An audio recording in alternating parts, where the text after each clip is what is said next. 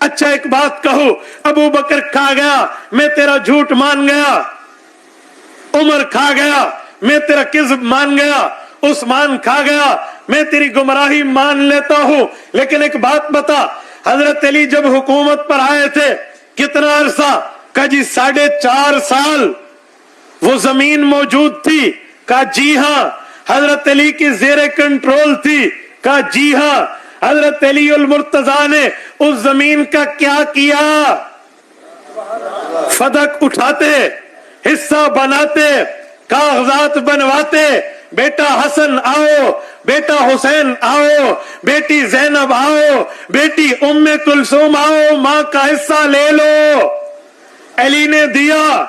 کہا جی نہیں۔ میں نے کہا کیوں؟ اے وجہ؟ اہم سوال جو آج کے دور میں آج کل چل رہا ہے، کیا بات کہ اگر فدق حق تھا سیدہ کا تو مولا امیر المومنین نے اپنے دور حکومت میں کیوں نہیں دیا؟ یہ وہ سوال ہے جو سوشل میڈیا پہ ان دنوں میں اتنا گردش کر رہا ہے۔ میری قوم کے بچے اس سوال کے جواب کی تلاش میں ہے کہ اس کا جواب کیا، لہٰذا میں چاہوں گا کہ میں ممبر سے اس جواب کا حق ادا کروں۔ میں ضرور اپنی عقلی دلیل دیتا اگر میرے پاس نص معصوم نہ ہوتی۔ قبلہ تشریف فرمائے، ہمارے مذہب کا رائج قانون ہے کہ اگر ہمارے پاس نص معصوم آ جائے تو ہم اپنا قیاس نہیں کرتے۔ میں معصوم کا جواب پڑھوں گا اسی سوال ربک الموعظة الحسن والموعظة الحسنة وجادلهم بالتي هي أحسن إن ربك هو عالم بمن ضل عن سبيله وهو عالم بالمهتدين صدق الله العظيم۔ واجب الاحترام محترم ناظرین، آج کی یہ مجلس، یہ مناظرہ ہمارے دو معزز و محترم قابل احترام شخصیات ہیں جنہوں نے آج کا جو موضوع ہے وہ سورۃ الحجرات کی پہلی 5 آیات ہیں، ان پہ گفتگو ہے۔ وہ حضرت جناب مفتی جمیل احمد صدیقی صاحب ہیں ہمارے پاکستان سے، اور دوسرا امریکہ سے ہیں ہمارے ڈاکٹر علامہ حسن اللہ یاری صاحب۔ تو دعویٰ یہ ہے جو حضرت علامہ حسن اللہ یاری صاحب نے رکھا ہے کہ حضرت ابو بکر و حضرت عمر رضی اللہ تعالیٰ عنہما کا ایمان ادلہ شیعہ سے ثابت ہے۔ تو یہ شیعہ مناظر کا شیخ حسن اللہ یاری کا دعویٰ یہ ہے کہ سورۃ حجرات کی 5 آیات کی روشنی میں حضرت ابو بکر و حضرت عمر مومن نہیں ہے، کیونکہ الحمدللہ ہم اہل سنت مکتبہ فکر سے ہمارا تعلق ہے، تو ہمارا تو عقیدہ بالکل ان کا ایمان کا عقیدہ ہے۔ اور ہم اس پروگرام کے آغاز میں ایک ڈسکلیمر بھی نوٹ بھی دینا چاہتے ہیں، وہ یہ نوٹ ہے کہ جو بھی ہمارے معزز قابل احترام حسن اللہ یاری صاحب ہے، اہل تشیع مسلک سے ان کا تعلق ہے، ان کے خیالات سے، ان کے افکار سے متفق ہونا ہمارا کوئی ضروری نہیں ہے۔ اور یہ جو گفتگو ہے، یہ جو ہماری آج کی محفل ہے، مجلس ہے، ڈیبیٹ ہے، مناظرہ ہے، اس کے کچھ آداب ہیں وہ حضرت مولانا جمیل احمد صدیقی صاحب نے ہی ہمیں پیش کیے تھے۔ تو ہم انہوں نے تو مجھے ٹائم کیپر کا ہی کہا تھا، ٹھیک ہے ہم ٹائم کیپر ہیں، سالس تو عوام الناس، عوام کی عدالت میں یہ مقدمہ دونوں معزز محترم ہماری علمی شخصیات بیان کریں گی، ہم ان سے استفادہ کریں گے۔ انہوں نے کچھ شرائط ہیں وہ تاکہ ناظرین کے بھی گوش گزار ہو جائیں۔ وہ ایک یہ ہے کہ گفتگو ٹرن بائی ٹرن ہوگی۔ نمبر 2، پہلی ٹرن 15 منٹ کی ہوگی، بعد ازیں 10 منٹ کی ہوگی۔ نمبر 3 جو ہمارا ہے وہ دورانیہ تقریباً 3 گھنٹے اور 10 منٹ تک یہ چلے گا۔ دونوں فریق ٹائم ان کا خیال رکھیں گے اور ان کو برابر دیا جائے گا۔ اور آج بروز بدھ مورخہ 8 مئی 2024 کو یہ نشست ہم نے ریکارڈنگ آن لائن جا رہی ہے، اور یہ اس پر دونوں فریقین اپنے اپنے چینل پر اس کو نشر کرنے کا پورا حق رکھتے ہیں۔ میں بس اپنی بات ختم کرتا ہوں۔ میں ایک گزارش کروں گا دونوں شخصیات کے سامنے، بصد احترام وہ اہل علم ہے اور علم کا آپ سب جانتے ہیں علم والوں کا ادب و احترام ہمارے اوپر لازم ہے، تو گفتگو بڑے اچھے انداز میں ہو اور جو ہماری مقدسات ہیں ان کا خیال اور ان کو مد نظر رکھا جائے، یہ میری بس گزارشات تھی۔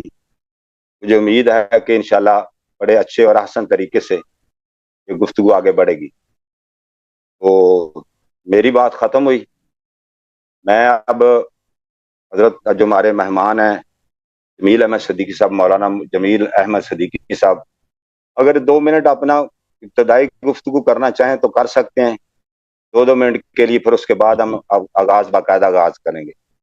جی جناب محترم مولانا جمیل احمد صدیقی صاحب۔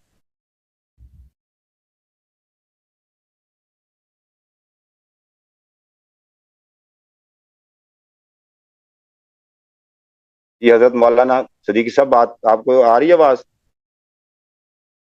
اجازت دیں تو 1 منٹ کے لیے میں کچھ عرض کروں۔ میں سر 2 منٹ دے رہا ہوں آپ کو، 2 منٹ کے لیے آپ بات کریں۔ جی بسم اللہ کوئی الرحمن ہدایات؟ الرحیم۔ معزز ناظرین و سامعین، محترم طارق صاحب نے آج کی اس بحث کا عنوان بھی بتا دیا ہے اور اس کے آداب بھی، اور جو ریکارڈ کے طور پر موجود بھی ہیں، تو انشاءاللہ العزیز ہم اپنی طرف سے یہ وعدہ کرتے ہیں تہذیب و اخلاق اور تحقیق کے دائرے میں ہم اپنا موقع پیش کریں گے، اور اس ضمن میں آپ کو ہماری طرف سے کوئی شکوہ نہیں ہوگا انشاءاللہ العزیز۔ ہم دلائل شرع کی روشنی میں ایمان شیخین کریمین کو ثابت کریں گے، اور اللہ یاری صاحب کا جو موقف ہے اس کا ایک معقول جو جواب ہے، اس کی وضاحت ہے، وہ بھی آپ کو دیں گے انشاءاللہ العزیز۔ اب آپ مناسب سمجھتے ہیں تو شروع کروا دیں تاکہ گفتگو کا سلسلہ جو ہے وہ شروع ہو اور پھر اختتام کو بھی پہنچے۔ اور اس کے ساتھ ساتھ آج کے موضوع کے ساتھ ساتھ ہم اور موضوعات بھی ہیں، اگر آپ مناسب سمجھیں گے تو ہم ان کو بھی پیش کریں گے بتدریج، اگلی نشستیں طے کر کے اس پر بھی ہم باتیں کریں گے انشاءاللہ، جیسے باغ فدق کا مسئلہ بھی ہے، بنات اربع کا مسئلہ بھی ہے، قاتلان حسین کا مسئلہ بھی ہے، اس طرح کے اور مسائل بھی ہیں۔ تو انشاءاللہ ہم ان مسائل پر بھی بات چیت کے لیے پوری طرح تیار ہیں۔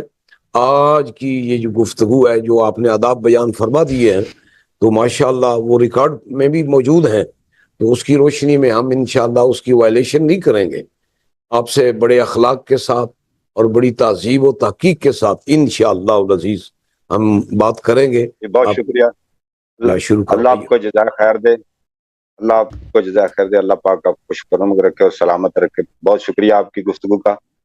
جناب علامہ حسن اللہ یاری صاحب، آپ بھی 2 منٹ کے لیے کچھ گفتگو کر لیں، ابتدائی مقدمات گفتگو۔ اعوذ باللہ من الشیطان الرجیم، بسم اللہ الرحمن الرحیم، الحمد للہ رب العالمین، وصلی اللہ علی سیدنا و نبینا ابی القاسم المصطفى محمد وعلى اہل بیتہ الطیبین الطاہرین الذین اذهب اللہ عنہم الرجس وطہرہم تطہیرا، ولا سیما بقیت اللہ فی الارضین وحجته فی العالمین، روحی وارواح العالمین لتراب مقدمہ فداء، واللعن علی اعدائہم من الآن الى یوم الجزاء۔ میں بہت ہی شکریہ ادا کرتا ہوں محترم طارق محمود ایوان صاحب کا، اور عالم جلیل القدر علامہ پیر جمیل احمد صدیقی صاحب کا، اور سب ناظرین کا کہ یہاں پہ تشریف لائے ہیں، اور سب کے خدمت میں آداب اور سلام اور دعا پیش کرتا ہوں۔ السلام علیکم ایھا المؤمنون ورحمۃ اللہ تعالی وبرکاتہ۔ جیسے کہ ہمارے محترم بھائی ایوان صاحب نے فرمایا اور علامہ صاحب نے بھی تاکید کی، انشاءاللہ تبارک و تعالی قواعد مناظرہ پر ہم پہلے سے اتفاق موجود ہے، ٹائمنگ، موضوع مناظرہ، یہ سب باتیں ہو چکی ہیں انشاءاللہ تبارک و تعالی، اور علامہ صاحب نے وعدہ دیا ہے کہ انشاءاللہ تہذیب اور تحقیق کے دائرے میں رہ کر اپنے مدعا کو وہ بیان کریں گے، اور ہم انشاءاللہ تبارک و تعالی اللہ تعالیٰ کی بارگاہ میں ہماری دعا یہی ہے کہ اللہ تعالیٰ ہم سب کو حق کو سمجھنے اور حق کے سامنے خاضع ہونے اور تسلیم ہونے کی توفیق عنایت فرمائے، اور ہمیں دین اسلام اور رسول پاک صلی اللہ علیہ وآلہ وسلم کے حقیقی اتباع اور مقتداؤں میں شامل فرمائیں۔ انشاءاللہ تبارک و تعالی تحقیق اور علم کے دائرے میں رہ کر ہم اپنا مدعا واضحات قرآن و سنت سے ثابت کریں گے۔ جزاکم اللہ خیر جی۔ علامہ صاحب بہت شکریہ، آپ نے اپنے 2 منٹ کے لیے اپنے ابتدائی گفتگو کی۔ اب میں باقاعدہ مناظرے کا آغاز کرنے کی طرف بڑھ رہا ہوں، تو میں پہلے جو مدعی ہوتا ہے ایز پر قواعد و ضوابط میں ان کو دعوت خطاب دعوت کلام دیتا ہوں۔ میں اپنا ٹائم شروع کرتا ہوں۔ جناب حسن اللہ یاری صاحب آپ گفتگو فرمائیں، اپنا دعویٰ جو ہے نا وہ پیش کریں۔ بسم اللہ جی بسم اللہ الرحمن الرحیم۔ محترم ناظرین، جیسے آپ کو پتہ ہے کہ ہم نے بار بار جماعت مخالفین کے علماء کی خدمت میں یہ پیش کی ہے کہ اللہ تعالیٰ نے قرآن مجید میں اتمام حجت فرمایا ہے، اور شیخین اور پہلے 2 خلیفوں کے متعلق وہ کلمات اللہ تعالیٰ نے نازل کیے ہیں کہ شیعوں کا ادعا اور شیعوں کا براءت بالکل خود قرآن سے اور جماعت مخالفین کے کتب سے ثابت ہوتی ہے۔ ان میں سے ایک یہی سورہ حجرات ہے۔ سورہ حجرات کے پہلے آیات ملاحظہ فرمائیے کہ اصل واقعہ کیا ہے۔ مخالفین نے اپنے صحیح ترین کتب میں نقل کیا ہے کہ بنی تمیم کا وفد سنہ 9 ہجری کو رسول پاک صلی اللہ علیہ وسلم کے بارگاہ میں آئے، تو وہاں پر بغیر کسی کے رسول پاک صلی اللہ علیہ وآلہ وسلم سے ان سے طلب مشورہ کیا ہو یا ان سے کسی قسم کی مشورہ مانگا ہو، ایک نے حکم دیا کہ امر فلانن، دوسرے نے حکم دیا کہ امر فلانن، اور آپس میں جھگڑا کرنے لگے اور اپنی آواز بلند کی۔ تو اس کی مذمت میں اللہ تعالیٰ نے قرآن مجید میں کچھ آیات نازل فرمائے۔ اب یہ آیات مذمت کے ہیں، تعریف کے نہیں ہیں، اس کی گواہ تاریخ ہے، اس کی گواہ ان کی اپنی کتابیں ہیں۔ ان کے علماء، ان کے مشائخ اپنے کتب میں انہوں نے کبھی اس واقعے کو اور ان آیات کو مناقب ابو بکر عمر میں نقل نہیں کیا۔ ان کے کتب میں آپ دیکھیے، صحائف ستہ دیکھیے، ان کے کتب سیرت دیکھیں، کسی نے بھی مناقب میں اس کو ذکر نہیں کیا، کیونکہ سب کو پتہ ہے، عقل سب کا ہے، سامنے ہے کہ یہ کام ہی صحیح نہیں ہے۔ علامہ صاحب ہمیں پہلے یہ بتا دیں کہ کیا جو شیخین نے کیا ہے وہاں پر رسول پاک صلی اللہ علیہ وآلہ وسلم سے ان سے نہ مشورہ مانگا ہے، نہ ان سے طلب کیا کہ میں کیا کروں۔ انہوں نے کہا، ایک نے کہا فلان کو امیر بناؤ، دوسرے کہتا ہے کہ فلان کو امیر بناؤ، آپس میں لڑنے لگتے ہیں۔ یہ کوئی اچھا کام ہے، عمل صالح ہے یا عمل طالح ہے؟ یہ فسق ہے یا طاعت ہے؟ اگر یہ طاعت ہے، عمل صالح ہے، تو اللہ تعالیٰ نے اس سے منع کیوں کیا؟ یا ایھا الذین آمنوا لا تقدموا بین یدی اللہ۔ اور پھر حبط اعمال کا، اور مجھے بتائیں کہ کس تہذیب میں، کس کلچر میں آپ کے سامنے علامہ صاحب آپ کے 2 شاگرد آ جائیں اور آپ کے مہمان بھی ہوں، ان کے سامنے آپس میں جھگڑا لگ کریں اور اپنی آواز بلند کریں، علامہ صاحب آپ کیا بتائیں گے؟ ان 2 شاگردوں نے آپ کی توقیر کی ہے یا آپ کی توہین کیا؟ اچھا، ہم سب سے پہلے آئے پہ بات کرتے ہیں میرے محترم ناظرین۔ یا ایھا الذین آمنوا لا تقدموا بین یدی اللہ ورسولہ صلی اللہ علیہ وآلہ وسلم واتقوا اللہ ان اللہ سمیع علیم۔ اے ایمان والو، اللہ تعالی اور رسول صلی اللہ علیہ وسلم پہ تقدم حاصل نہ کرو۔ اس آیہ کریمہ میں شیخین نے رسول اللہ صلی اللہ علیہ وسلم پہ سبقت حاصل کی ہے۔ اللہ تعالیٰ نے شیخین کی سبقت کو اپنے پر سبقت کے مترادف قرار دیا ہے کہ اللہ پہ بھی انہوں نے سبقت حاصل کیا۔ سبقت کیا ہے کہ جب پیغمبر صلی اللہ علیہ وآلہ وسلم نے ان سے مشورہ مانگا ہی نہیں ہے، تو یہ کیوں کہہ رہے ہیں کہ فلان کو امیر بناؤ، فلان کو امیر بناؤ؟ یہ کتاب ہے میرے محترم ناظرین، ان کے امیر کا جماعت پاکستان و ہند میں جو احناف رہتے ہیں یہ سب ماتوریدی ہیں۔ ابو منصور ماتوریدی بہت ہی عظیم القدر اور جلیل القدر عالم ہیں، اور یہ سب احناف ماتوریدی کہلاتے ہیں کیونکہ عقیدے میں ان کی پیروی کرتے ہیں۔ یہ ان کی کتاب تعویلات اہل السنہ، چاپ دار الکتب العلمیہ، یہاں پر جلد نمبر 9، یا ایھا الذین آمنوا لا تقدموا بین یدی اللہ ورسولہ، وآمرهم شرح اس طرح کرتے ہیں ان لا يسبقوا نبیہ بقول ولا عمل حتى يبین اللہ تعالی، کہ رسول صلی اللہ علیہ وسلم پہ حرام ہے تقدم حاصل کرنا۔ اور دوسرے کتب میں مفردات راغب وغیرہ سب میں آپ جائیں، ابن قیم نے اپنے تفسیر میں فرمایا ہے یا ایھا الذین آمنوا لا تقدموا بین یدی اللہ ورسولہ ای لا تقولوا حتی یقول ولا تفعلوا حتی یأمر۔ تقدم کا کیا مطلب ہے؟ حرمت تقدم کا جب تک رسول صلی اللہ علیہ وسلم حکم نہ کریں آپ ساکت ہو جائیں، بولے نہیں. اچھا تو میرے محترم ناظرین، تقدم میرے عزیزوں اچھی طرح سے توجہ دو. تقدم علی النبی صلی اللہ علیہ وسلم اتباع النبی صلی اللہ علیہ وسلم کا عکس ہے، اتباع کا عکس ہے. شیخین کو حکم تھا کہ اتباع کریں، توقیر کریں، تعظیم کریں. انہوں نے، اللہ نے شہادت دی کہ انہوں نے اتباع کو ترک کیا، انہوں نے تقدم حاصل کیا. اللہ تعالیٰ نے فرمایا اتباع کی تعریف میں، قل ان کنتم تحبون اللہ فاتبعونی. اللہ پر ایمان، اللہ سے محبت کا شرط اتباع رسول صلی اللہ علیہ وسلم ہے. جو تقدم کو چھوڑ دیتا ہے، جو اتباع کو چھوڑ دیتا ہے، تقدم حاصل کر لیتا ہے، اس نے اتباع کو ترک کر دی. تو اس کا مطلب یہی ہے کہ اس میں اگر شرط نہیں ہے تو مشروط نہیں ہے، اس میں حب اللہ نہیں، ایمان اللہ نہیں ہے. اور پھر فرمایا قل اطیعوا اللہ واطیعوا الرسول فان تولوا فان اللہ لا يحب الكافرین. جو تولی کر دے، جو رسول صلی اللہ علیہ وسلم کو چھوڑ دے، اتباع کو چھوڑ دے، تقدم تو تولی سے زیادہ قبیح ہے. اس کے متعلق فرمایا ان اللہ لا يحب الكافرین، یہ اللہ کے مبغوض ہے، اللہ ان سے محبت نہیں کرتا. پھر فرمایا الذین یتبعون الرسول النبی الامی الذی یجدونه عندهم مکتوبا الذی یجدونه مکتوبا عندهم في التوراۃ والانجیل. جنت کس کے لیے؟ جنت اس کے لیے جو اتباع کرتا ہے، جو تقدم حاصل کرتا ہے، اس کے لیے جنت نہیں ہے. شیخ صاحب، اللہ نے قرآن میں گواہی دی کہ شیخین نے رسول اللہ صلی اللہ علیہ وسلم پہ تقدم حاصل کیا. پھر میرے محترم ناظرین، تقدم سوء ادب ہے، تقدم سوء ادب ہے. آپ کے اکابر نے اپنے کتابوں میں شہادت دی ہے. یہ کتاب الشفاء بتعریف حقوق المصطفیٰ صلی اللہ علیہ وآلہ وسلم، جلد نمبر 2، یہاں پر صفحہ نمبر 35 میں وَنَهَى عَنِ التَّقَدُّمَ بَيْنَ يَدَيْهِ بِالْقَوْلِ وَسُوءِ الْأَدَبِ. تقدم سوء ادب ہے. نبی کریم صلی اللہ علیہ وسلم سے سوء ادب کفر ہے، یہ مسلمین کا اجماع ہے، اس مسئلے پہ کوئی شک ہی نہیں ہے. اچھا میرے محترم ناظرین، یا شاتم الصارم المسلول على شاتم الرسول میں ابن تیمیہ کہتے ہیں ومن ذلك انه حرم التقدم بين يديه بالكلام وحرم رفع الصوت فوق صوته وان يجهر له بالكلام. اللہ تعالیٰ نے حرام کر دیا ہے تقدم. اللہ نے شہادت دی کہ ان دونوں، اگر آپ مجھے بتائیں انہوں نے تقدم حاصل نہیں کی تو اللہ، یہ مناسبت ہی کیا ہے؟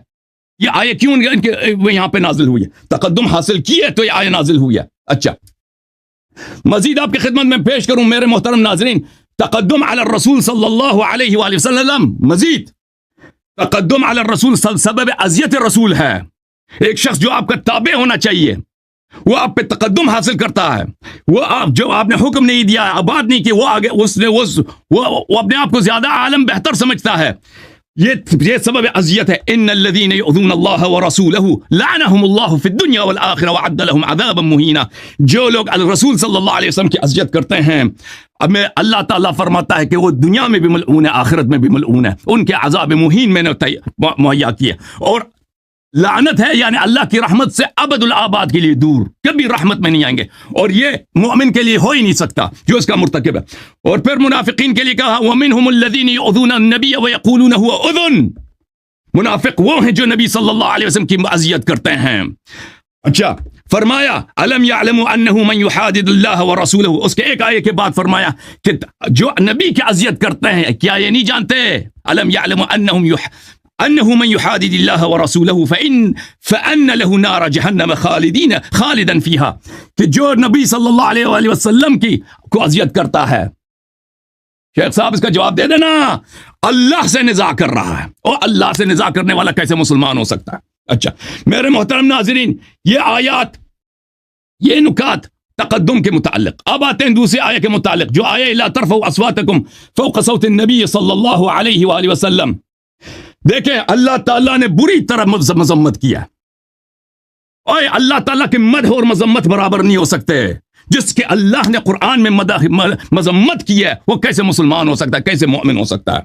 اور مذمت بھی کیسے مذمت یہ کہ ان کا اعمال حبط ہو گئے ہیں. میرے محترم ناظرین، پہلی بات یہ ہے کہ انہوں نے رسول پاک صلی اللہ علیہ وسلم کے سامنے میں آواز بلند کیا. یہ بے ادبی ہے، عدم توقیر ہے، عدم احترام ہے، عدم احتشام ہے. آپ مجھے بتائیں مولانا صاحب، آپ کے سامنے آپ کے دو شاگرد آپس میں لڑ پڑتے ہیں مہمانوں کے سامنے، انہوں نے آپ کی عزت کیا، بے احترامی کیا. اب سردار انبیاء صلی اللہ علیہ وسلم کا جو بے احترامی کرتا ہے وہ کیسے مسلمان ہو سکتا ہے؟ مجھے سمجھا دیں بھائی، یہ کون سی شریعت ہے، یہ کون سی دین ہے؟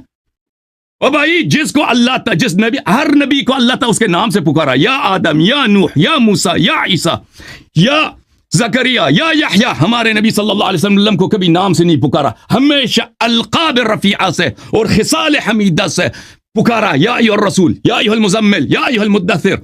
ان القاب جس کی اللہ نے تعظیم کی ہے اس کی بے احترامی کرنا کیسے مسلمان ہو سکتا ہے؟ یہ مجھے سمجھا دیں۔ تلك الرسل فضلنا بعضهم على بعض منهم من كلم الله ورفع بعضهم درجات۔ سب انبیاء ایک جیسے نہیں ہے، اور جو امام انبیاء ہے وَإِذْ أَخَذَ اللَّهُ مِيثَاقَ النَّبِيِّينَ لَمَا آتَيْتُكُم مِّن كِتَابٍ وَحِكْمَةٍ ثُمَّ جَاءَكُمْ رَسُولٌ مُصَدِّقٌ لِّمَا مَعَكُمْ لَتُؤْمِنُنَّ بِهِ وَلَتَنصُرُنَّهُ۔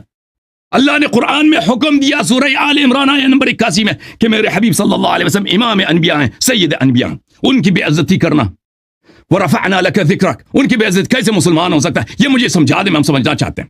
اچھا، دوسری بات، نبی کریم صلی اللہ علیہ وسلم کے سامنے آواز بلند کرنا، دوسرا طعن، سن لیں دوسرے آیت سے، اذیت نبی ہے۔ ان الذین یؤذون اللہ، میں پہلے ثابت کر چکا ہوں کہ اذیت نبی صلی اللہ علیہ وسلم، جو اذیت کرتا ہے پیغمبر کو، قرآن نے حکم دیا لعنہم اللہ فی الدنیا وفی الآخرہ وأعد لهم عذابا مہینا۔ آپ مجھے سمجھائیں کہ کیوں کیسے جو اذیت نبی کرتا ہے وہ ملعون نہیں ہے، کیسے وہ جہنمی نہیں ہے، وہ کیسے مسلمان ہے؟ اگر آپ کہتے ہیں کہ آواز بلند کرنا یہ اذیت نہیں ہے تو یہ تو سب کو پتہ ہے کہ یہ کسی کی بے عزتی اور آواز بلند کرنا بالکل اذیت ہے۔ اچھا، اب آتے ہیں حبط اعمال کی طرف۔ اللہ نے کہا جو آواز بلند کرتا ہے اس کے اعمال حبط ہو جاتے ہیں۔ یہ آپ کے امام کا کتاب ہے، تاویلات اہل سنہ للامام الماتوریدی، جزء نمبر 9، اسی آیے کے ذیل میں یا ایھا الذین آمنوا لا ترفعوا اصواتکم قال بعضهم ان الآیہ نزلت فی ابی بکر وعمر اختلفا فی شیء بحضرۃ النبی صلی اللہ علیہ وآلہ فارتفعت اصواتهم۔ انہوں نے کہا کہ بعض لوگ کہتے ہیں یہ تو ابو بکر عمر کی شان میں نازل ہوئی۔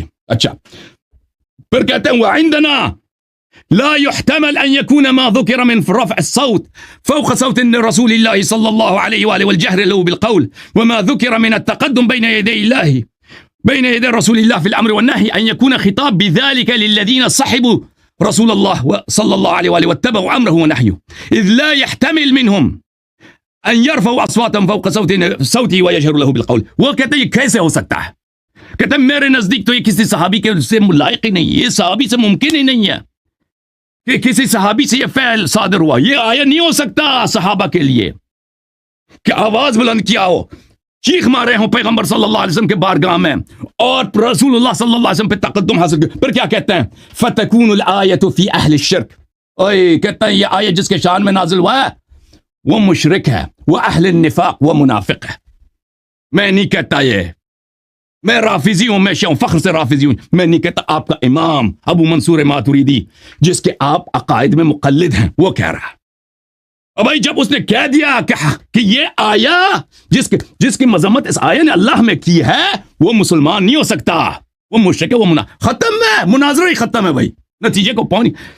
جب وشاہد شاہد من اہلہ، جب اس کے امام نے شہادت دے دی بھائی، اب اس کے امام کو سمجھا دینا کہ یہ تو بخاری تو مجمع علیہ ہے، ان کے ہاں بخاری مجمع علیہ کی کتاب سب کے سب صحیح ہے۔ جب وہ کہہ رہے کہ ابو بکر عمر کے لیے نازل ہوا ہے، ٹھیک ہے نا، تو الحمدللہ رب العالمین، ابو بکر عمر کی وجہ سے آیا کہ مفہوم نہیں بدلتا۔ پھر کہا، معاف کیجیے گا، پھر ابو منصور ماتوریدی کہتے ہیں ان تحبط اعمالكم وانتم لا تشعرون ذكر هذا ليكونوا ابدا متعذين بين يدي رسول الله صلى الله عليه وآله حذرين معظمين له في كل وقت۔ ہر مسلمان کو چاہیے کہ ہمیشہ یا صحابہ کو رسول پاک صلی اللہ علیہ وسلم کے سامنے ہمیشہ باادب رہیں اور برحذر رہیں، لئن لا يكون منهم في وقت من الأوقات ما يجري مجرى الاستخفاف والتهاون على السهو والغفلة لا فيحبط ذلك أعمالهم، تاکہ کسی شخص سے، کسی بھی صحابی سے بیدار ہوشیار رہیں پیغمبر صلی اللہ علیہ وسلم کے پاس، تاکہ ان سے کوئی ایسا عمل صادر نہ ہو جو جاری مجرا استخفاف ہے، جاری مجرا توہین ہے اور یہ باعث حبط عمل ہو۔ اچھا، لأن هذا الصنيع برسول الله صلی اللہ علیہ وآلہ يكفر صاحبہ، کیونکہ رسول پاک صلی اللہ علیہ وسلم کے سامنے آواز بلند کرنا يكفر صاحبہ، آپ کا امام کہہ رہا ہے اس آواز بلند کرنے والے کو کافر بنا دیتا ہے، ولا يكون معذورا، اور اس کی کوئی عذر کبھی قبول نہیں ہوگا، توبہ ووبہ کچھ بھی قبول نہیں ہوگا۔ وَإِنْ فَعَلَهُ عَلَى السَّهْوِ وَالْغَفْلَةِ، چاہے اس نے یہ عمل سہو اور غفلت سے بھی کیا ہو. ٹھیک ہے نا. آپ جتنے عذر لے کے آئیں, ابو بکر عمر نے سہو سے کیا تھا, غفلت سے کیا تھا, آپ کے امام نے فتویٰ دے دیا. آپ ثابت کر دیں ابو بکر عمر نے توبہ بھی کیا, آپ کے امام نے فتویٰ دے دیا کہ ایسے شخص کا جو اس فعل کا سے صادر ہوتا ہے وہ اہل نفاق ہے, اہل شرک میں سے, وہ کافر ہے, اس کا توبہ بھی قبول نہیں ہے چاہے اس نے یہ عمل سہو غفلت سے بھی کیا ہو. علامہ صاحب آپ سن رہے ہیں نا, ان کا جواب ذرا دینا. 15 ابھی میرے پاس 15 سیکنڈ. بہت اچھی طرح سن رہا ہوں. اچھی بات ہے, انشاءاللہ آپ جواب دے دینا. یہ شرح مختصر التحاوی فی الفقہ العنفی لابی بکر الجصاص صفحہ نمبر 141 میں. لا ترفعوا اصواتكم فلما جعل الله تعالى تعظيم الرسول من شرائط الايمان كان من لم يعظمه كافرا. علامہ صاحب ٹائم ختم ہو الحمد گیا. للہ الذی خلق كل شيء وقدره تقديرا والصلاة والسلام